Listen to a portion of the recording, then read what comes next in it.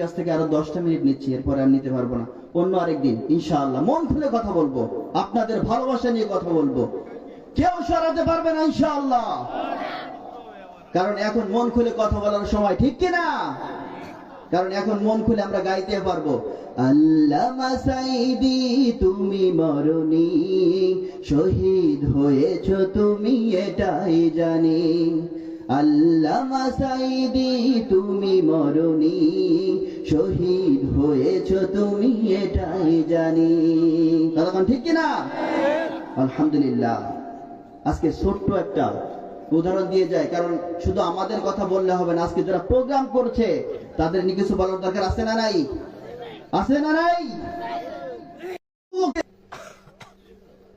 এই যুবক আল্লাহ রাসূলের সময় দেখে যে সবাই কালেমার দাওয়াত দেয়, ভালো লাগে, সবাই কত সুন্দর করে পড়ে, প্যারা নবীর দাওয়াত দেন, সবাই খুশি হয়ে যায়।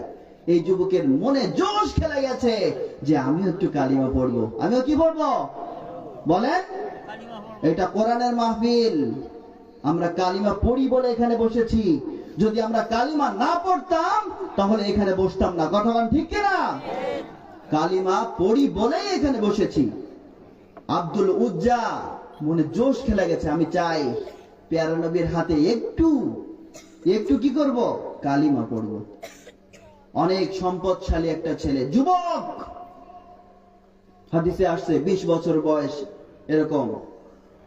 এই যুবক তার চাচাকে যে বলতেছে, চাচা আমি মুহাম্মাদের কালিমা শুনেছি, আমার খুব ভালো লাগে। চাচা বলতেছে, কি ব্যাপার, আজকে মুহাম্মাদের নাম করো কেন? যুবক বলতেছে, চাচা মুহাম্মাদকে যখন দেখি অন্তরটা প্রশান্ত হয়ে যায়, কলিজাটা ভরে যায়, আমি কালিমাটা পড়তে চাই। চাচা বলতেছে, ও আব্দুল উজ্জা, যদি তুমি কালিমা পড়তে চাও, তোমার তো পিতা নাই মাতা আছে, আমার যত সম্পদ সেই সম্পদ থেকে আমি তোমাকে বহিষ্কার করব। আচ্ছা বলেন তো, কালিমার জন্য আমরা কেউ সম্পদ ছেড়েছি? 1 টাকাও ছাড়তে রাজি না আমরা। অথচ আব্দুল উজ্জা বলতেছে, আল্লাহ তোমাকে খুশি করার জন্য, নবীকে খুশি করার জন্য আজকে আমার যত সম্পদ ছিল, আমার ভাগেরটা আমি সব দিয়ে দিলাম। চাচাকে দিয়ে দিয়েছে। চাচা কিচ্ছু নেব না, কিচ্ছু চাই না। ওইখান থেকে বলতেছে, শুধু তোমার সম্পদ না, যেটা পরে আছো কাপড়, যেটা তোমার পরা আছে, এটাও আমার টাকার খুলে দাও। যুবক একটা ছেলে, তাকে বলা হতেছে মানুষের সামনে, তুমি যদি কালিমা ধরতে চাও তাহলে আজকে তোমার কাছে যে পরা কাপড় আছে সেই কাপড়টাও তোমাকে খুলে দিতে হবে। আব্দুল উজ্জা দেরি করে নাই, সঙ্গে সঙ্গে নিজের কাপড় খুলে দিয়েছে।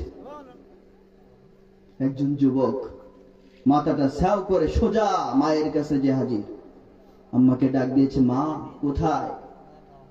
আম্মা বের হয়ে গেছে। সন্তানের দিকে তাকায় মাথাটা নিচু করে নিয়েছে। ও আব্দুল উজ্জা, কি হয়েছে? তোমাকে তো এমন ভাবে পাঠাই নাই, অনেক সুন্দর কাপড় পরেছিলে, তাহলে তোমার কাপড়গুলো কোথায় গেল? আব্দুল উজ্জা বলতে শুরু করেছে, ও মা, নবীর প্রেমে আমি আমার কাপড়টা খুলে দিয়েছি। আল্লাহু আকবার। তো তুমি কি চাও? মা বলতেছে, কি চাও? আব্দুল উজ্জা বলতেছে, ও মা, আমার কিচ্ছু চাই না, শুধু আমাকে পড়ার মতো কিছু একটা দাও, আমি আমার নবীর দেশে চলে যাব। কার দেশে? আমরা নবীকে ভালোবাসি না? আব্দুল উজ্জা নিজের কাপড় সম্পদ সব দিয়ে একটা কাপড় পরে, হাদিসে আসছে, পরেছে, ওই কাপড়টাই আবার কাঁধের উপরে দিয়ে হাঁটতে শুরু করেছে। চলতে চলতে আল্লাহ রাসূলের কাছে যে হাজির। আল্লাহ রাসূলের কামরার বাইরে দাঁড়িয়ে আছে আব্দুল উজ্জা। সাহাবারা এসে বলতেছে, তুমি কাকে চাও? আব্দুল উজ্জা বলতেছে, মুহাম্মদ নামে একজন আছে, আমি আমার মুহাম্মদকে একটু চাই। আল্লাহ রাসূল এসে হাজির, বলো কি চাও? আব্দুল উজ্জা সব খুলে বললেন। ইয়া রাসূলুল্লাহ, আপনাকে ভালোবাসি বলে আজকে আমার কাপড় নাই, একটা কাপড় পরে আমি আমার মায়ের কাছ থেকে আপনার কাছে এসেছি। আল্লাহ রাসূল ডাক দিয়ে বললেন, ও সাহাবারা, আজকে আব্দুল উজ্জাকে চিনে নাও। আজকে থেকে এর নাম আব্দুল উজ্জা না, আমি ভালোবেসে নাম রাখলাম আব্দুল্লাহ।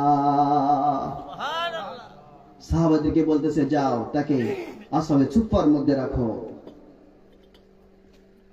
সুফার মধ্যে রাখা হলো, বলা হলো কোরআন শিখাও। কোরআন শিখতে শুরু করেছে। সবাই যেমন পড়ে তার থেকে বেশি জোরে পড়ে কে? আব্দুল্লাহ। নামটা চেঞ্জ হয়ে গেছে, আব্দুল্লাহ এত জোরে জোরে পড়ে সাহাবারা বিরক্ত হয়ে যায়। আল্লাহ রাসূলের কাছে বিচার দিতেছে, ইয়া রাসূলুল্লাহ, আব্দুল্লাহ এত জোরে জোরে কোরআন পড়ে, ওর কোরআন পড়ার কারণে আমরা অনেক সময় বিরক্ত হয়ে যাই। আল্লাহ রাসূল ডেকে বললেন, ও সাহাবারা, তোমরা জানো না এই রাসূলকে ভালোবাসার কারণে, কোরআনকে ভালোবাসার কারণে, কালিমাটা ধরার কারণে তার নিজের কাপড় চোপড় ফেলে এসেছে, সম্পদ নিতে পারে নাই, অনেক বড় ত্যাগ স্বীকার করে কালিমা নিয়েছে। আব্দুল উজ্জাকে মন খুলে কোরআন পড়তে দাও।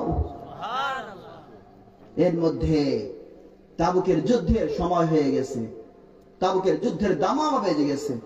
যুদ্ধের জন্য আল্লাহ রাসূল প্রস্তুতি নিলেন। সব সাহাবাদেরকে ডেকে বললেন, ও সাহাবারা, সবাই এসো, যার যা আছে সে ততটুকু দান করে যাও। সবাই দান করলো।